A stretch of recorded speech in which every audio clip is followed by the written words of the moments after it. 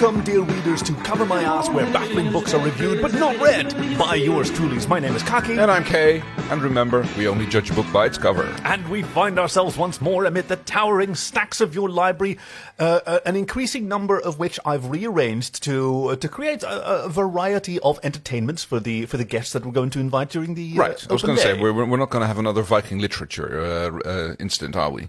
I'm sorry to. But never mind. To which particular incident are you referring Yeah, exactly. That's my point. That's my point entirely. No. Yes. Well, see, my problem is that it could be quite a number of incidents at by this now, point. yes, it is. So I mean, At least you're keeping the raccoons busy. Right. Yes. Oh, so, Tristan, I do like them. They will hopefully not be participating in the events. So let's take an inventory. Yeah. And let's just see how different things strike. Now, obviously, you've seen the Hebdromedary paddock. I don't think it's going to be very popular. No, I don't think. As far as petting zoos go, it's kind of like the stroke tank in like the what now? The petting zoo that they have in Aquaria, where they have like these.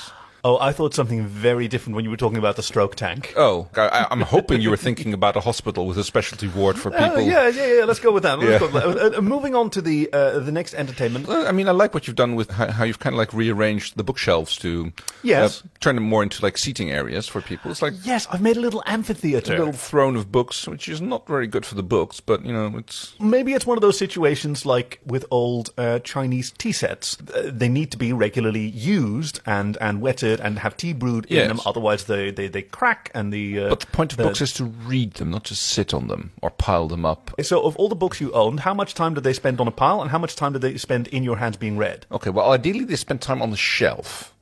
Well, okay. Not piles. Okay. When people travel a long way, say all the way to Croydon in London on the 25th of April 2020, a bit of pageantry doesn't hurt. So we'll sit them down on some piles of books, right? Okay. And enjoy the just make sure that they wipe their feet library. and we don't get any muddy footprints on the books. Isn't that what dust jackets are for? No. Hey, okay, if you were the inventor of books, how would you make them better than this? Like, we've got paperback, we've got hardback, and we've got dust jacket. Yes. What else do we have? We have perfect bound. We have, like, if you were inventing books right now, if we go to the, maybe this is fun to do as an activity during the open day. We'll go to the book repair studio and just invent a new style of book. Well, what would yours look like? I'd be hard pressed to come up with something on the spot like this. So books are dead boring, right? They only fold one way. Most of them. For like a choose-your-own-adventure book, which we've done in the past, I might do again in the future. Like, wouldn't you want pages to be able to fold multiple ways, sort of like one of those? One of those games. Fold it open to page 3 and then sub page 4. And the path goes, the path branches left or right. Which way do you go? And then you can flip the page to the left or to the right. Yeah, like, that would be cool. I suppose it makes sense. Yeah, it would be. But that would not like fundamentally change the book. That would just be clever pages, like a pop-up book. I think that still counts as improvement. Oh, okay. What else can we improve? So there's the spine. I mean, you can make them from better materials than paper. I mean, paper, like even archival quality paper, has a tendency to be susceptible to smudging and tearing. And all right, what would you make it out of? The instructions for the tire change that I got off my car were actually printed on a big sheet of plastic. That's handy. Which you can do it in the snow. Because you're going to be doing it in the snow or when it's like wet and conditions, and it's like it's not going to fall apart on you. So that was actually really clever. That's really brilliant. Okay, so material science and the sort of hinging. And I mean, you've said pop-up. I kind of think every book should have a little like pop-up aspect to it. Like, I think we should have pop-in. So extra dimensional pages which like actually have depth to them. So you can have like little dioramas in the page. That would be amazing. Oh, that would be incredible. Yes. That would be so close to like a little holodeck. Technologically difficult, but definitely an improvement. All right, folks, get on that. In the meantime, the diorama that we have in store for our readers this week, which kind of like it kind of has that vibe. Like if you look at this cover, it does sort of look like you're gazing into worlds beyond belief. Now, if you look down at your podcasting device right now, you should be seeing the cover of today's book, and if not, you can check the show notes for an image and a link. Check us out on Cover My Ass. podcast.com, episode 66, or on Twitter. These are all great places you can go to find the cover of today's book, which is Space 1999, Episode 4, The Psychomorph by Michael Butterworth. It's a book based on a television program, the Space 1999, which... It's based on the dialogue and ideas of Terence Feely and Terence Dix, both Terence and Terence. This is really confusing. Those names are surprisingly auspicious, considering what I just realized about my notes. Right. But yes, who wrote the original ATV scripts for Jerry Anderson Productions and Hoot Studios. So yes, what we have here is two of our main characters. They kind of look like, Assyrians, I would say. Yeah, they've got the sort of ceremonial armor, lots of their limbs fully exposed. Yes, the less is more School of Armory. Yes, not the more scantier, yes, the higher the armor resistance. Your armor class is higher the less you're wearing. So these are two of our protagonists, Volvo and Vajona, who are strapped to medical examination tables where Space 1999 takes place, because I don't know if you've ever seen the television program. I have not, no. And I think a lot of people with you. So Space 1999 is a television program from the 70s, pre-Star Wars, and British, despite starring Martin Landau. Jerry Anderson, of course, famous for Thunderbirds and other Super Mario Nation programs. I can kind of see how the background aesthetics, especially the models of the spaceships, do have a high Thunderbirds aesthetic to them. Sort of vibe, don't they? Yeah. I really like that.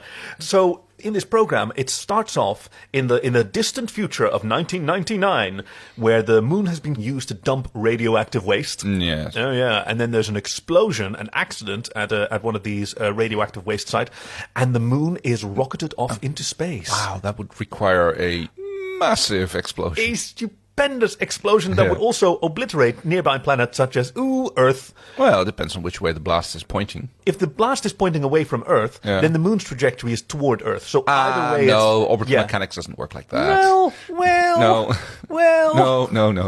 So ideally, are you sure that I can't convince you with the skeptic's battle cry of well? I'm pretty sure you can. Okay. We've all seen the graph of understanding of orbital mechanics, and it's like XKCD, where it rises and rises as you go to college, and then get a PhD and in then astrophysics, and then suddenly it spikes when you start playing KSP. Because then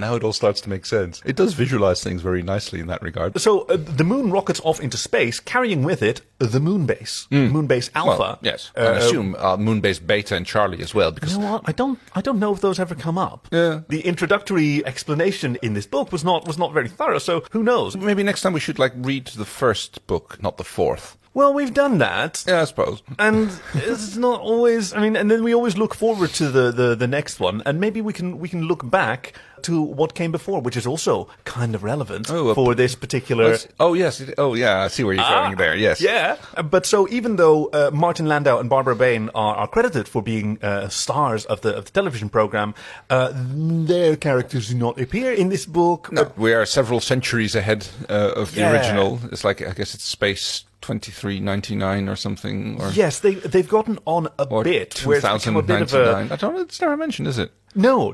They're using some kind of new calendaring system, because over the course of their voyages, they've become a bit of a generational fleet. Because like many television programs in that era of science fiction, they would pick up a cute alien at some point, and that would just become part of the crew, which would happen once a year. But after you've been traveling for several hundred years, you wind up with a lot of cool, sexy, cute aliens that are totally unique and have special powers, and but are also going to be dying out because they're on a generational ship and they don't have any of their species mates. So that's a problem for everyone on Moonbase Alpha. The humans as well, because they have such a limited gene pool. No. So humans are very susceptible to inbreeding, because we've been through a population bottleneck that results in extremely low genetic diversity among humans. I believe that cheetahs have a similar problem. Well, it's much worse with cheetahs than it is with humans. You can literally take a skin graft of one and stick it on the other, and genetically they're all cousins. That's tricky. Yeah. With humans, it's not a big problem either, unless you do it for several generations in a row. That was a problem that this generation ship eventually realized they were starting to run into. Their genetic diversity was decreasing with every generation. And one of the more advanced scientists of his age, Dr. Quernard Batermas, perfected the technique of cloning in order to perpetuate themselves. Which is, that sort of solves your problem of genetic drift. Like every person who dies, you can just make a new clone of them. But then you have a whole bunch of idiot clones running around because his particular style of cloning resulted in a physical duplicate, but not a mental duplicate. So you had to be cloned early on in life. And then raised as a normal child. Yeah, so you have a lot of like idiot 40-year-olds. It makes you wonder how much of the learning that children do is based on time that is actually required and how much of that's still brain development. Whereas if you would have a clone with a fully developed adult brain, if they could learn, if maybe those could learn a lot faster. I mean, I've no idea how much that is. Oh, yes. There was that chapter in the book that dealt with that. That's right. No, I remember it now. That indeed it went a lot faster, but it was still a huge inconvenience. Yes, I mean, it's like they're wearing special uniforms so that you can tell them apart. Like you don't like this is a kid, you know. It's they make them wear special hats. It's kind of like learner plates, you know. It's like big blue uniforms with a big L on the back. How weird it must be to be walking around on a space station where there's like 6 of yourself, and some of them are more senior, and some of them are wearing dunce hats and special wristbands, I guess it's like protective helmets. It's kind of like a family thing, I suppose. It's like it's your clone family. Like I guess some families are more dysfunctional than others, so that could be like a thing as well. Speaking of dysfunctionality, I mean, I believe that Volvo and Vajona, being the captain and the chief engineer. Ah, yes. To absolutely crucial roles on this space station. On the space, well, is it a space station if your whole planet is moving through the? Well, it's sort of a space station with a moon on it, is how I like to think about it. Which sort of was a strange premise of the show. It's like this moon's kind of like slowly drifting. They have the alien of the week, but it would take like thousands of years to travel from one solar system to the next. There is no solution for that in the it's book. Just a massive hand waving, I guess. Yep, exactly, because they leave the solar system in like a quarter of an hour, and then off to the next place, and nobody's fucking squashed by immense g-forces of a hyperlight jump. Exactly. Let's not nitpick about the. I agree. Little errors, so even that plot holes, I suppose, is the word. Oversight. Oversight. Which is a fun auto-antonym. Auto-antonym? It's a word that means its own opposite as well. So oversight is like checking that everything is correct, but it's also missing something. Yeah. Yes. Yeah, there's a bunch of really cool Earthbound. And we have ones in Dutch as well, like lenen, yes. which is to loan and to borrow. To borrow, yeah. But we have the same as with leren. It's like to teach and to learn. Yeah, there's that one. There you go. Like now, whom is actually important here? No, it's not important. Whom is not important. Right. This is a hill I will die on. I think dear readers. On top of the hedromedaries, we also found a corral of pet peeves here. Yes. And a whole nest of pet ants. Yay! Is it going to be one of those days? Right. So no, it's not. We are best friends. We're on this space adventure, much like Volvo and Vajona, the captain and the chief engineer. Yes, who are in a love triangle. Yeah. With the security chief. Oh, yeah. That was Gash Florden. Yes. Oh, wow. Yeah. I mean, this is a 70s show. It was on the BBC, so it was a little bit, risque. Things were, like, acceptable then that are not now. Like, but in the novelizations, they could really let go. Like, there's a lot of time spent on the cool alien sex parties. The alien sex parties, yes. Because their generation fleet is just full of pervert aliens. Well, which is a bit weird when they come to the planet of the Dujern. Dujern, yes. Dujern? The aliens. They're a bit like boring and trite. One of them's called Dreek and the other one's called Trite. And I don't get these. I get trite. I don't get Dreek. It's mental. Three. It all means the same thing. It's all like, slow and like dull, and like Dujern is like uninteresting and boring. Oh, that's cool. I wish I knew these words. I'm sorry. Sorry. My apologies, of course, to Michael Butterworth for doing all of these cool puns that I didn't get. And that's why I like having a Kindle, because like when you don't know the word, you just click on it and you just get the dictionary definition of it. That's another improvement we could make to books. Right. We can make them clickable. Yes. I do like the whole concept of paper books, but I mean, books are for keeping and preserving, and stories are for reading, and they're not necessarily connected. Exactly. So what we're talking about as an improvement is a book that is printed, but then it has like a USB slot where you can drain the words out into your Kindle. No, I mean, I'm with you. It should be contactless. Yes, you can sort of NFC tap that will erase all the words from the pages quietly and move them into. Yeah, it's a. Or you could have like augmented reality glasses when you're actually sitting there reading an actual book, and you just press the word, and then your AR glasses are just going to go throw up. And then some digital assistant voice comes up and says, "What? Oh, you don't know that? You loser!" Come on, everybody knows what that. Everybody knows what that means. Like, it's sort of like the suggestion that we saw on Twitter that one time. And welcome to another episode of Kaki and Kay Describe the Internet. This is where we need to record that soundbite and put that in. Where somebody said that there should be some kind of hotline that you can call up and tell them a particular word that you don't know how to pronounce, and then the person on the other side goes, "Oh, honey," and tells you how you're supposed to actually pronounce it. Oh, yes, that one. And they would make so much money. But the "oh, honey" is absolutely required. Absolutely required. Well, you do know that Google offers that function when you like type a word in, and then it usually has a pronunciation guide, but more often there's a little button you can click, and then it'll tell you how to... when you look for a word definition. Yeah. Oh, yeah. It'll tell you how to pronounce it. That comes from Google Translate, which I've done for other languages as well. And a lot of them have, Google's very advanced speech synthesis technology. We have a friend out in Sweden who is a voice synthesis scientist. Yeah, amazing the work they can do, and how they like try to make it sound more real by putting in little ums and ahs and pauses and breathing. and breaths, and it's really remarkable. A technology, by the way, that has been used on this very podcast. It has been. There have been some words that were not said by yours truly's, but yet nevertheless. So, okay, get to sleuthing and see if you can figure out which of the words over the last 65 episodes were not actually spoken by us, but instead were synthesized in. Especially since we're using a voice synthesis which has been trained on our own voices. It's a remarkable technology. But so these advanced synthetic voices are evident when you try to get a pronunciation for a word in English or French or Spanish or Hebrew or a common language. But by the time that you get to Welsh, for which the research has not been done, it sounds like a fucking machine. Blade drug.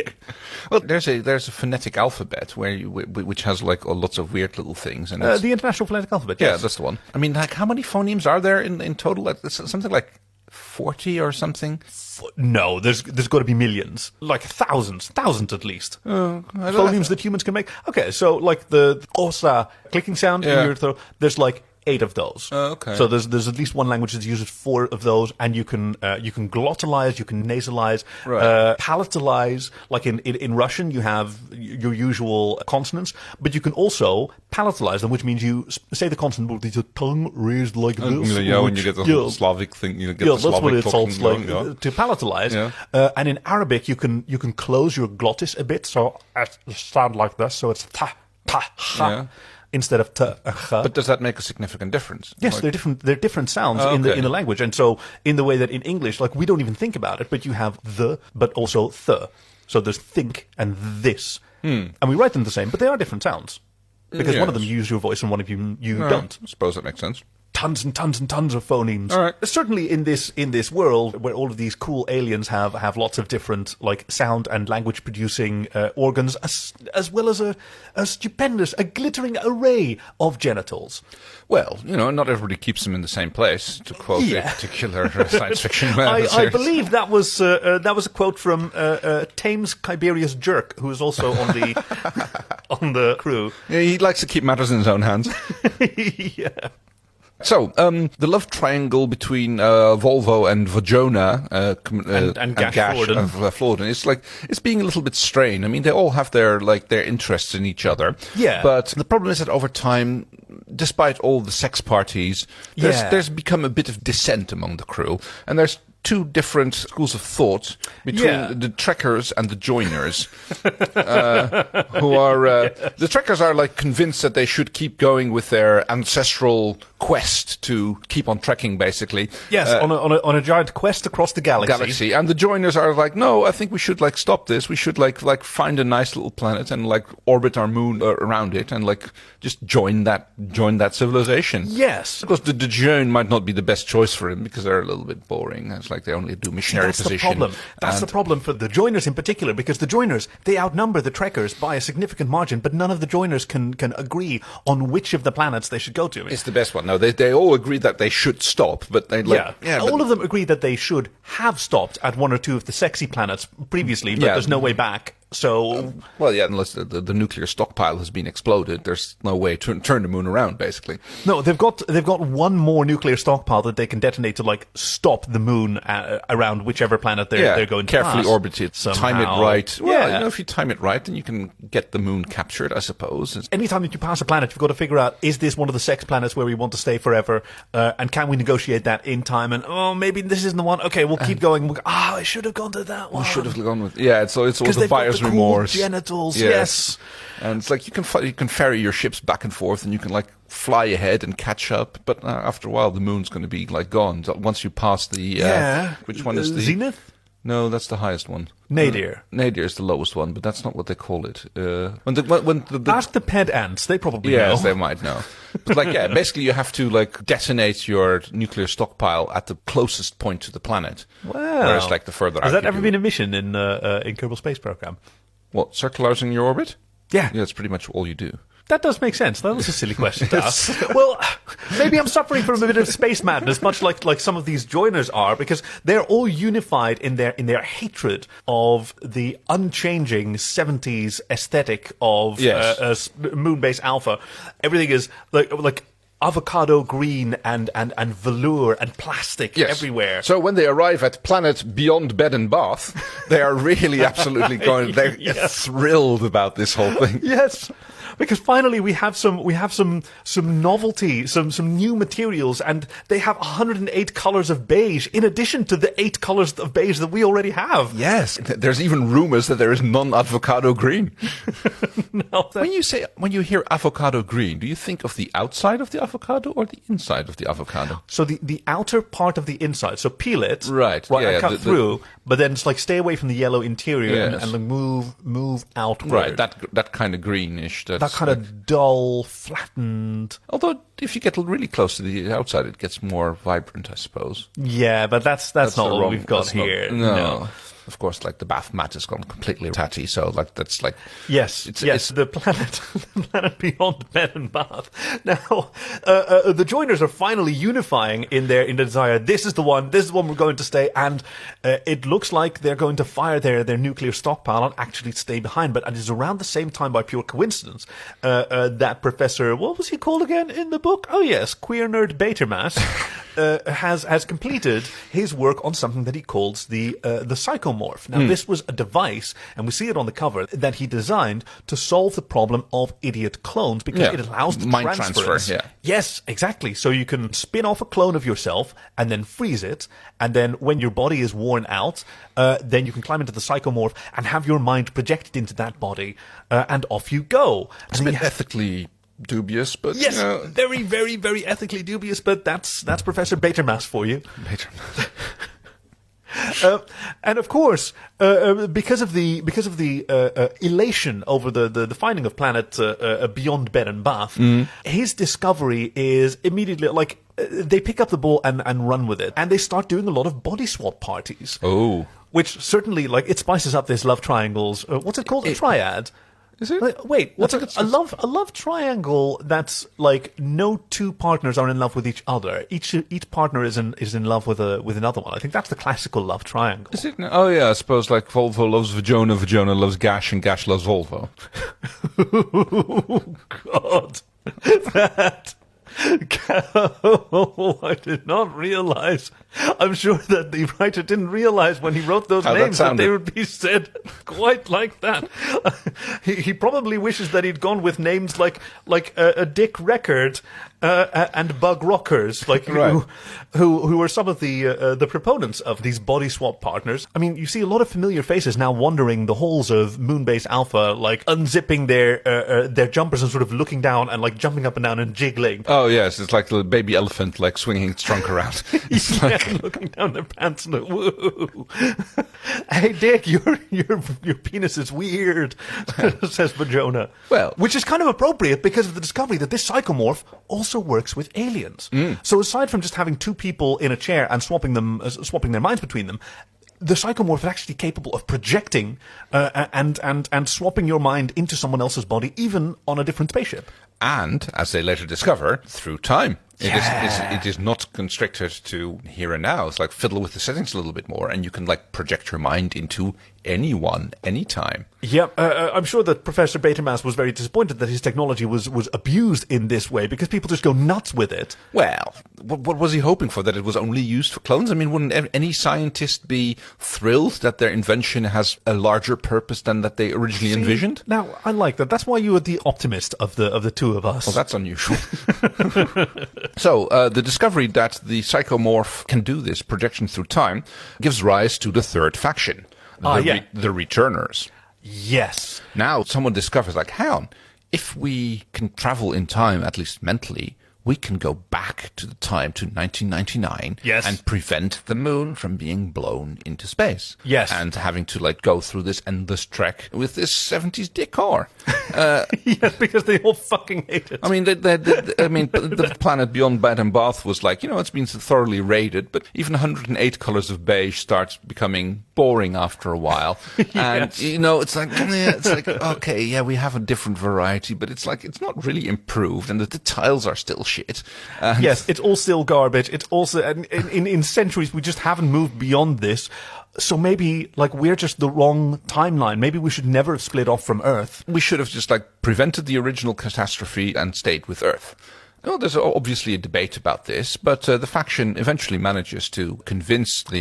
yes, under leadership of Dick Record. I think that's the leader of the Returners. And Buck Rockers is the... Buck Rockers, from the Joiners, right, yes. Who manages to actually... Oh, and tames Tiberius Jerk. He's definitely one of the Trekkers, yes. Buck Rockers actually, however, manages to... I'm really amused by myself sometimes. I'm so sorry. Yes. He actually manages to pull himself off as a returner, but turns out he's an infiltrator.